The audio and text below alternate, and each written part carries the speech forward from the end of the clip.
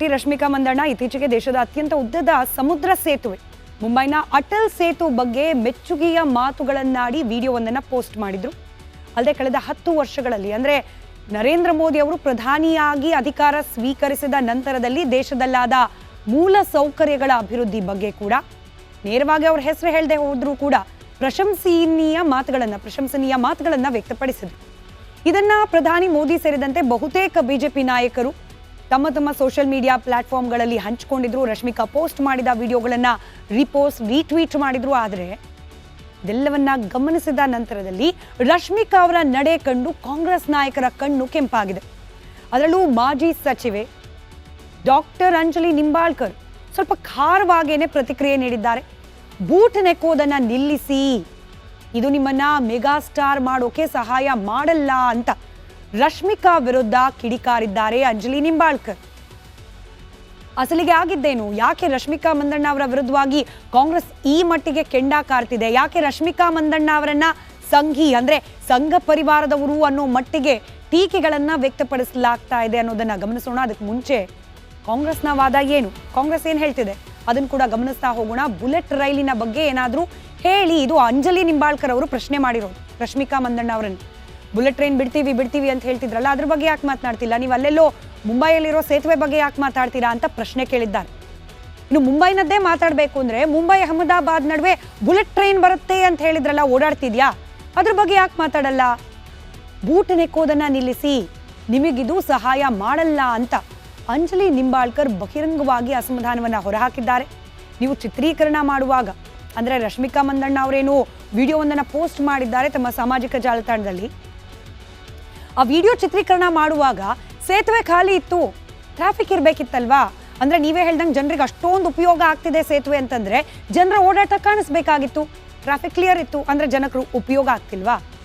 ಅಥವಾ ಟ್ರಾಫಿಕ್ನೆಲ್ಲ ಸ್ಟಾಪ್ ಮಾಡಿಸಿ ನಿಮ್ಮ ವಿಡಿಯೋ ಚಿತ್ರೀಕರಣಕ್ಕೋಸ್ಕರನೇ ಅಂತ ಹೇಳಿ ಟ್ರಾಫಿಕ್ನೆಲ್ಲ ಸ್ಟಾಪ್ ಮಾಡಿಸಿ ಏನಾದರೂ ನೀವು ಚಿತ್ರೀಕರಣ ಮಾಡಿದ್ರಾ ಅನ್ನೋ ಪ್ರಶ್ನೆಯನ್ನ ರಶ್ಮಿಕಾ ಮಂದಣ್ಣ ಅವರಿಗೆ ಕೇರಳದ ಕಾಂಗ್ರೆಸ್ ಪ್ರಶ್ನೆ ಮಾಡಿದೆ. ಅಲ್ಲಿಗೆ ಕಾಂಗ್ರೆಸ್ನವರು ಮುಗಿ ಬಿದ್ದಿದ್ದಾರೆ ರಶ್ಮಿಕಾ ಮಂದಣ್ಣ ವಿರುದ್ಧ. ಇವೆಲ್ಲ ಇಷ್ಟಕ್ಕೆ ನಿಂತಿಲ್ಲ, ಕಂಪ್ಯಾರಿಸನ್ ಮಾಡಿದ್ದಾರೆ.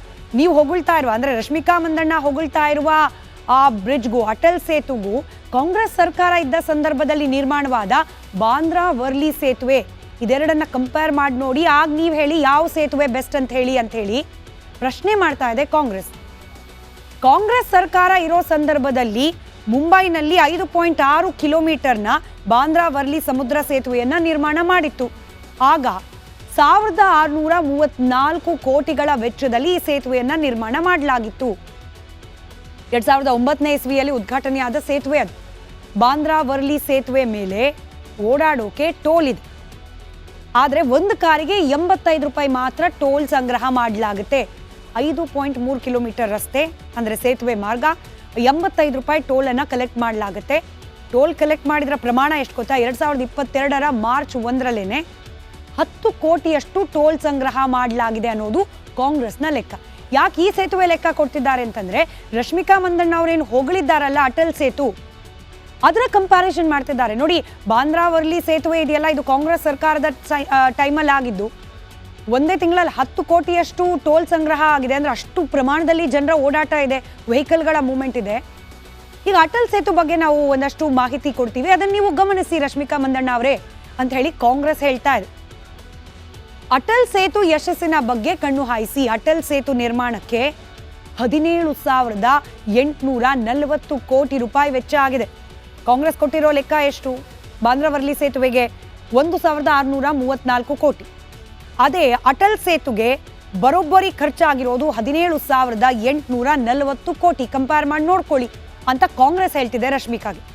85 ರೂಪಾಯಿ ಟೋಲ್ ಆ ಸೇತುವೆಯಲ್ಲಿ, ಈ ಸೇತುವೆಯಲ್ಲಿ ಒಂದು ಕಾರ್ಗೆ 250 ರೂಪಾಯಿ ಟೋಲ್. 85 250 ಇದನ್ನು ನೀವು ಗಮನಿಸಬೇಕಲ್ವಾ? ವಿಡಿಯೋ ಮಾಡಿ ಸೋಷಿಯಲ್ ಮೀಡಿಯಾದಲ್ಲಿ ಪೋಸ್ಟ್ ಮಾಡಿ ಹಾಡಿ ಹೊಗಳೋಕೆ ಮುಂಚೆ ಆಯಿತು. 250 ರೂಪಾಯಿ ಟೋಲನ್ನು ನಿಗದಿ ಮಾಡಿದ್ರು ಕೂಡ ಎಷ್ಟು ಕಲೆಕ್ಟ್ ಆಗಿದೆ? 4 ತಿಂಗಳ ಲೆಕ್ಕ. 4 ತಿಂಗಳಲ್ಲಿ ಕಲೆಕ್ಟ್ ಆಗಿರೋದು 22.57 ಕೋಟಿ ಅಷ್ಟೇ. 4 ತಿಂಗಳಲ್ಲಿ 2022ರ ಮಾರ್ಚ್ನಲ್ಲೇನೆ 10 ಕೋಟಿ ಆಗಿತ್ತು. ಇಲ್ಲಿ 4 ತಿಂಗಳ ಲೆಕ್ಕ ಹಾಕಿದ್ರೆ ಬರೀ 22 ಕೋಟಿ. ಅಂದರೆ ಇಲ್ಲಿ ಕೇವಲ ಹಣ ಸಂಗ್ರಹ ಆಗಿದ್ದು ಮಾತ್ರ ಅಲ್ಲ, ವೆಹಿಕಲ್ ಮೂವ್ಮೆಂಟ್ ಕೂಡ ಕಡಿಮೆ ಇದೆ ಅನ್ನೋದನ್ನು ಗಮನಿಸಿ ಜನರಿಗೆ ನಿಜವಾಗ್ಲೂ ಉಪಯೋಗ ಯಾವುದಾಗ್ತಾ ಇದೆ ಹೆಚ್ಚಿನ ಜನ ಓಡಾಡ್ತಿರೋದು, ಟೋಲ್ ಕಟ್ತಾ ಇರೋದು ಅಟಲ್ ಸೇತುಲ ಅಥವಾ ಬಾಂದ್ರಾ ವರ್ಲಿ ಸೇತುವೆಲ ಲೆಕ್ಕಾಚಾರ ಹಾಕಿ ಅಂತ ಹೇಳ್ತಿದ್ದಾರೆ. ಈ 22.57 ಕೋಟಿ ಏನು ಸಂಗ್ರಹ ಆಗಿದೆಯಲ್ಲ, ಇದರ ಲೆಕ್ಕಾಚಾರದಲ್ಲಿ ನಾವು ಗಮನಿಸಿದ್ರೆ ಪ್ರತಿ ತಿಂಗಳು ಈ ಸೇತುವೆಯಿಂದ ಬರ್ತಿರೋ ಆದಾಯ 6.6 ಕೋಟಿ.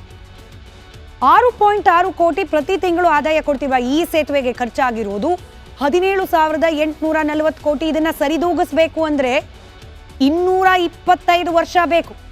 ಸೇತುವೆಗೆ ಖರ್ಚು ಮಾಡಿರೋ ಅಮೌಂಟ್ ವಾಪಸ್ ಬರಬೇಕಂದ್ರೆ 225 ವರ್ಷ ಬೇಕು. ಅಲ್ಲಿಗೆ ಬಾಂದ್ರಾ ವರ್ಲಿ ಸೇತುವೆ, ಸಮುದ್ರ ಸೇತುವೆ ಬೆಸ್ಟ್ ಅನ್ನೋದು ಕಾಂಗ್ರೆಸ್ನ ವಾದ. ಅದ್ಯಾಕೆ ನೀವು ಕೇವಲ ಅಟಲ್ ಸೇತು ಬಗ್ಗೆ ಮಾತನಾಡ್ತೀರಿ, ಈ ಸೇತುವೆ ಬಗ್ಗೆ ಕೂಡ ನೀವು ಮಾತನಾಡಿ ಅನ್ನೋದು ಕಾಂಗ್ರೆಸ್ನ ವಾದ ಆಗಿದೆ.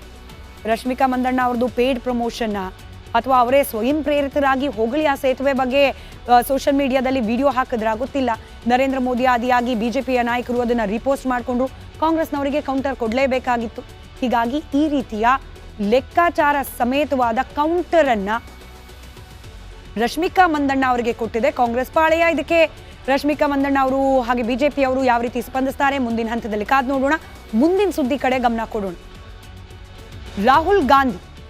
ರಾಹುಲ್ ಗಾಂಧಿ ಅವರು ಅಮೇಥಿಯಲ್ಲಿ ಸೋತು ಇದೀಗ ರಾಯ್ಬರೇಲಿಗೆ ಪಲಾಯನಗೈದಿದ್ದಾರೆ ಅನ್ನೋ ಆರೋಪ ಇದೆಲ್ಲರಿಗೂ ಗೊತ್ತಿರೋ ವಿಚಾರ. ಇದೀಗ ನಮಸ್ಕಾರ, ಕರ್ನಾಟಕ ಪ್ರೈಮ್ ಟೈಮ್ಗೆ ಸ್ವಾಗತ. ನಾನು ಜಯಪ್ರಕಾಶ್ ಶೆಟ್ಟಿ. ಇಡೀ ಕರ್ನಾಡು ಇವತ್ತು ರೆಬೆಲ್ ಆಗಿ ನಿಂತಿದೆ. ಈ ಹಗರಣಗಳನ್ನು ಸದನದಲ್ಲಿ ಪ್ರಸ್ತಾಪ ಮಾಡಲು ಕೂಡ ಕಾಂಗ್ರೆಸ್ ಹಿಂದೇಟು ಹಾಕಿದ್ದೇಕೆ?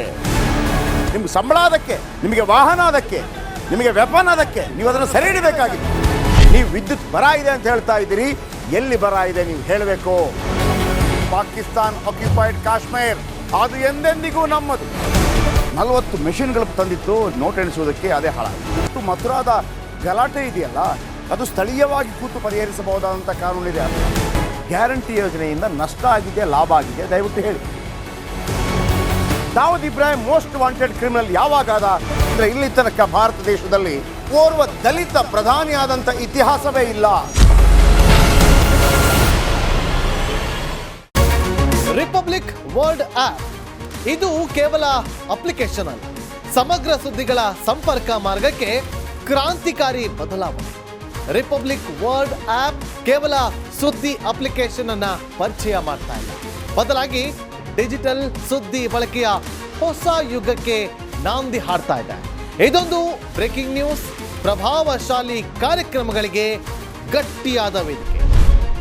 ರಿಪಬ್ಲಿಕ್ ವರ್ಲ್ಡ್ ಅಪ್ಲಿಕೇಶನ್ ಈಗ ಲೈವ್ ಆಗಿದೆ.